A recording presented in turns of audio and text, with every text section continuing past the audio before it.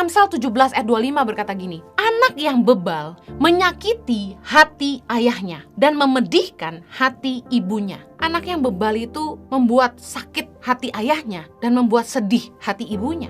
Amsal 19 ayat 13, anak bebal adalah bencana bagi ayahnya. Bayangkan, punya anak yang bebal itu duka cita. Makanya saya sering katakan gini, berkat yang gak bisa dibeli sama uang itu adalah punya anak-anak yang takut akan Tuhan, punya karakter yang baik, berprestasi dalam belajar, anak-anak yang bisa membanggakan orang tua, anak yang baik karakternya, itu harta. Sebaliknya, anak yang bebal itu membawa duka cita, mempermalukan orang tuanya. Karena itu kita harus mendidik anak-anak kita supaya jangan jadi orang bebal. Anak bebal itu anak yang sering mengulangi kesalahan yang sama. Amsal 26 ayat 11 bilang, seperti anjing kembali ke muntahnya, demikianlah orang bebal yang mengulangi kebodohannya. Ketika anak kita melakukan kesalahan yang sama, kita harus dudukin mereka. Kita harus ajak mereka bicara, bukakan pengertian. Ketika mendidik, upayakan jangan dengan marah-marah. Ajak anak bicara, mata dengan mata. Eye level. Hindari bicara anak duduk Anda berdiri. Pastikan Anda duduk bersama dengan anakmu, tatap matanya, bicara one on one, jangan permalukan dia. Bicara dari hati ke hati. Karena yang membuat orang berubah itu pembaruan akal budi, perubahan cara pikir. Jangan dimarahi.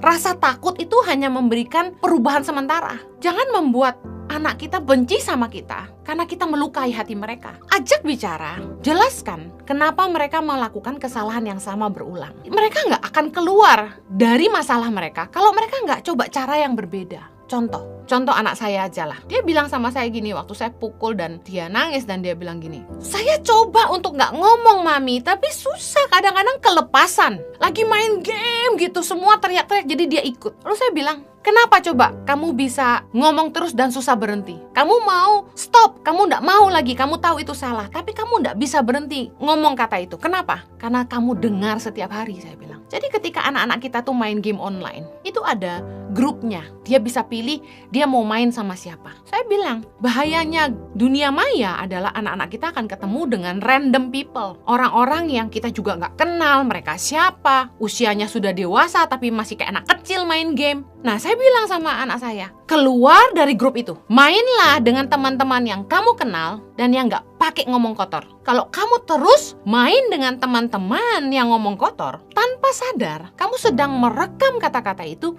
di pikiran bawah sadarmu. Nggak heran waktu kamu main lagi suruh-suruh kalah, kamu teriak kata yang sama. Jadi orang yang bebal mengulangi kebodohannya karena mereka nggak pernah evaluasi kesalahannya di mana, akar permasalahannya di mana. Mereka cuma pangkas luarnya aja. Oke, nggak ngomong lagi. Padahal akarnya yang harusnya dihentikan. Akhirnya anak saya berhenti main dengan grup-grup yang dia nggak kenal. Saya terus awasi sampai hari ini. Dan puji Tuhan sudah berhenti. Kalau sampai ketahuan lagi ya dipukul lagi. Dengar baik, lebih baik kita yang didik anak kita daripada dunia yang menghajar mereka. Orang bebal, anak yang bebal itu nggak suka diajar. Ada anak-anak yang kalau diajarin tuh malah sok pintar. Amsal 1 ayat 22. Berapa lama lagi, hai orang yang tak berpengalaman, kamu masih cinta kepada keadaanmu itu? Pencemooh masih gemar kepada cemooh dan orang bebal benci kepada pengetahuan. Orang bebal itu susah diajar. Didik anakmu sedari dini supaya mereka jangan jadi orang bebal.